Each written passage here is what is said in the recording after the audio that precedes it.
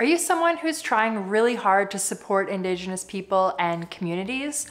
Or at least learn about Indigenous people to start with? Now, to do this, you need to understand some of the biggest myths about Indigenous people. If you'd like to learn what the top 6 myths are about Indigenous people, then keep on watching. Hi there, I'm Mallory from tribaltradeco.com. Be sure to subscribe and hit the bell for new videos every single week on Indigenous culture and Native teachings. If you want to show your support for Indigenous people and communities, you're likely starting out on your journey by trying to learn about us as people, right? Well, if not, then that's where you should be starting. That's why in today's video, I want to cover 6 of the biggest myths surrounding Indigenous people and Indigenous communities. If you're experiencing some of these myths or mistakes about Indigenous people, then learning how to navigate these myths can really help you in supporting your Indigenous friends, coworkers, families, etc. If you're someone who's interested in learning and you believe some of these myths about Indigenous people, then this video is for you, my friend. Knowing these myths can help you to have a better understanding of Indigenous people and communities so that you can be a better ally. Now, the first biggest myth is that all Indigenous people are knowledgeable about Indigenous culture. The truth is, not all Indigenous people are knowledgeable of their own culture. In fact, more times than not, Indigenous people don't have a firm grasp on cultural teachings and feel uncomfortable, unconfident, and disconnected from their heritage. There are tons of challenges that disconnected Indigenous people face when they're reconnecting with their culture that hinders them from being knowledgeable about the Indigenous cultures. If you're someone who's Indigenous and you want to know more about this, check out this video about the biggest challenges when you are reconnecting with your Indigenous culture. Now, to unpack this even further, a lot of Indigenous people realize their cultural identity later on in life due to either adoption, disconnection from family, and disconnection from their tribe or their nation, and therefore they do not have a strong understanding of their cultural background. If you don't really know why this is, you can watch this video right here, which talks more about the cultural assimilation that took place with residential schools and with the creation of Canada. The colonization that has taken place has prevented a lot of Indigenous people from knowing their culture because the culture was almost extinct. It actually became illegal at one point for Indigenous people to practice their culture. That is why a lot of Native American and First Nation, Inuit, Indigenous people of Canada and in the United States have lost their culture and aren't in touch with their cultural roots. In summary, this is the first biggest myth about Indigenous people, is that we all have a really firm understanding and are knowledgeable of our cultural heritage. Indigenous people and communities have had so many years of the culture being taken and being illegal, and the fears of residential school and all of the generational traumatic impacts that have affected all of our communities.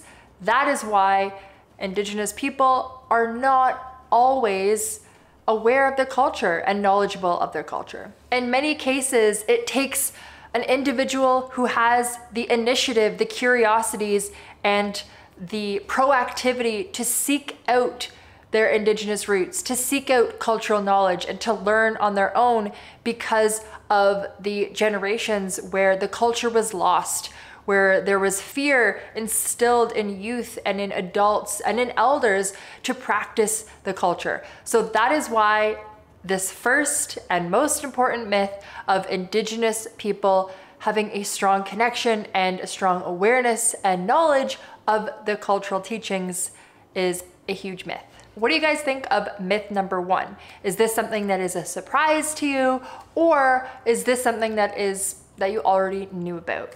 Okay, so now on to myth number 2. And myth number 2 is that all Indigenous people are proud of their Indigenous ancestry. Not all Indigenous people are proud of their Indigenous heritage. Indigenous pride exists for sure. And as years go on and on, We are becoming more and more proud to be who we are as Indigenous people. But not all Indigenous people are proud of their Native roots. For decades, Indigenous people were forced to not be proud, but instead to feel ashamed of their identity, or forced to either forget who they are or who they were. This leads to Indigenous people not feeling Native or not feeling Native enough, and definitely not feeling proud of their heritage. There are years and years of work and healing that needs to take place for the full damages and for the full pride to be where it once was. Now, this is why this is a huge myth, and is myth number 2 about Indigenous people, is that not all Indigenous people are proud. Some are still ashamed, some are still afraid and unconfident identifying as an Indigenous person or having Indigenous roots or ancestry. Now, let me know in the comments below, guys, is this something that is a surprise to you? Indigenous pride, all Indigenous people being proud of their ancestry? Or is it something that you already knew, or is it a surprise, okay? All right, now on to biggest myth number 3. The third myth is that all Indigenous people are advocates of Indigenous rights and movements towards truth and reconciliation. Okay, so not all Indigenous people show up to every activist march and confront every racist person and become aggressive to them. Not all Indigenous people bring a gatekeeper mentality to the culture by judging other people who might share the same identity crisis that they do. It's really important to understand that there are some very casual, non-aggressive, and non-activist type of Indigenous people, okay? I'm not saying that there's anything wrong with extreme activism and Indigenous rights movements and all that stuff. That's very, very necessary. I support it.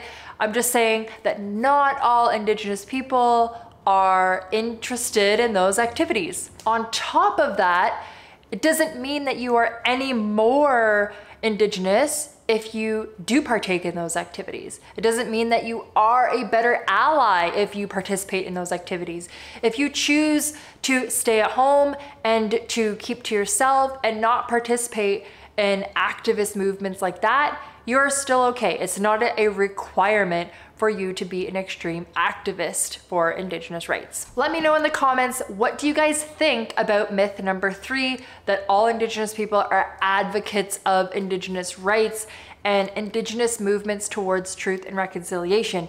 Is this something that you agree with? Is this something that you previously did think was true? Let me know.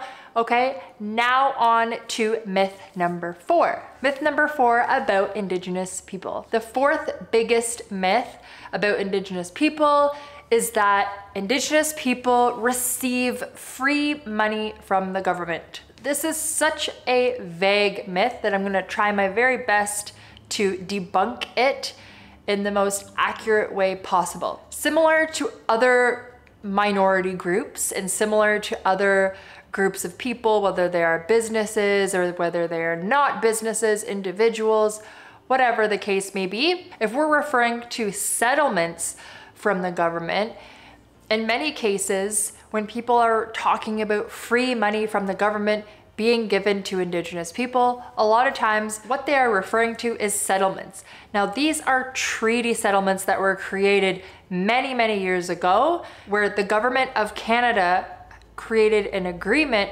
between the government of Canada and a certain group of Indigenous people saying, hey, we are going to take your land and we will pay you back for it later.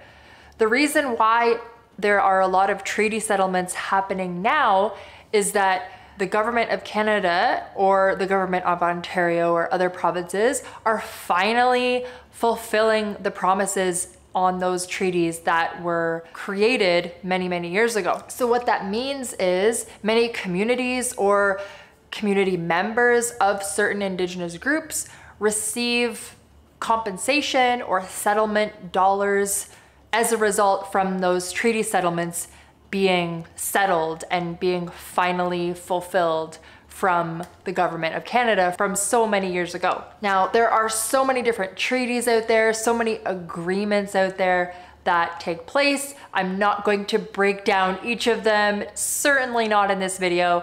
But another example of free money that you could be thinking of, or why this could be a myth, could be that sometimes if a high percentage blood quantum individual, which is referred to as a Indian status card holder, in certain provinces has tax exemption status, meaning that they are exempt from paying GST on retail purchases, things like that. They could also be exempt from paying university tuition or other instances such as healthcare benefits as well. So a lot of times, instead of free money, it is just discounts, or certain services that are offered by the government are offered to status card holders or Indigenous community members instead of having to pay, which is an agreement that was made with First Nations groups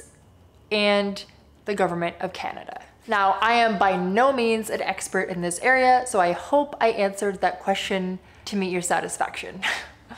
All right, so now on to myth number 5. So the 5th biggest myth about Indigenous people is that Indigenous people prefer to hang out with other Indigenous people. In other words, Native people like Native people and don't always like allies or non-Indigenous people. This is absolutely a myth. I, for one, am an Indigenous person, and I have a lot of friends, acquaintances, community members that I absolutely love to hang out with, and they're non-Indigenous.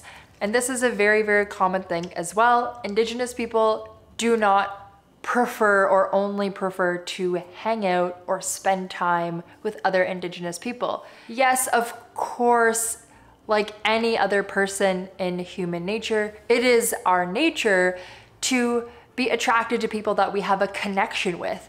Now, there is a sense of Native pride and connectivity when you meet someone in a known territory or an unknown territory that is a tribal person as well. That connection is something that cannot be pinpointed, as well as the connection that you might have with someone who plays the same sport that you play or has the same interests that you do. Connections come in many different shapes and forms. They can be in where you come from, the nation that you're part of, the group of people that you're part of, or it can be in your interests or in your skill sets or whatever. There are so many ways that you can find your tribe, right? So that is a myth. Indigenous people do not prefer to hang out with only Indigenous people. Alrighty, now on to the 6th and final myth for today's video.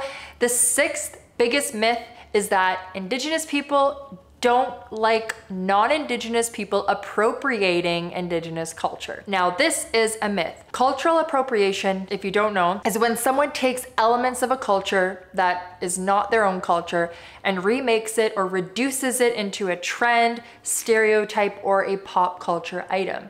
This is typically done in a way that stereotypes norms and is not done carefully or respectfully whatsoever. So some examples of this include mass producing headdresses as a trendy accessory, or mimicking tribal face paint as a way to get dressed up for a concert or a festival or in a costume, for example. Now, I can say that not all Indigenous people are offended by this or hate these types of cultural appropriation. It is very, very common that cultural appropriation is triggering and upsetting to Indigenous people, but some people simply do not care. I also think an important thing to note is that the varying degrees of cultural appropriation is very, very broad. So someone's interpretation of whether something is cultural appropriation or not is dependent on the person and dependent on what they are sensitive to and what's triggering to them and offensive to them, right? It's very, very dependent on the person, how they feel about it. So I think that if you are someone who is trying to develop strong relationships with Indigenous people, within the Indigenous communities in your area, maybe just get to know them specifically. get to understand their levels of sensitivity, understand what is normal for them and what is appropriate for them, because Indigenous people are incredibly diverse, and what is acceptable to some nations and tribes can be not, or can be completely interpreted differently depending on where you are, right? There's a lot of differences, similarities, of course, but there's a lot of differences too, and diversity among the different nations across Turtle Island or North America. So those are the 6 myths. I would love to know which one was the most surprising to you, which one was a no-brainer, okay? Which of the 6 myths about Indigenous people was the most surprising to you? Which one is something that you didn't expect? Which one was your favorite myth, okay? So let me know in the comments below. Are any of the myths something that you didn't agree with? Let me know in the comments as well. So if you are interested in learning more about Indigenous culture, don't forget to subscribe to our channel for new videos just like this one. If you're becoming interested in Indigenous education, this is the first step in your journey, okay? It's an honor to make these videos for you and open your eyes up to the world of Indigenous education. If you'd like to check out our website, Tribal Trade Co. has a ton of resources that can help you with your Indigenous education journey. We've got our most important links down in the description below. If you like this video, please let us know by liking it and subscribing and sharing with your friends. Are you a non-Indigenous person wanting to support Indigenous people and communities? If so, you probably care about being what we call an Indigenous ally. But how can you know if you are actually an Indigenous ally or doing a good job of being an ally? If you're wanting to know if you are a good Indigenous ally, you can answer 7 quick questions that will tell you how you're doing in supporting Indigenous people, as well as what type of ally you are and what you can do to be an even better ally for Indigenous people and communities. I can't wait for you to see what results you get. And once you get your results, let us know what type of ally you are and share this with your other ally friends so we can all work together towards strengthening the community of Indigenous allies. Chimigwech, and I will see you later.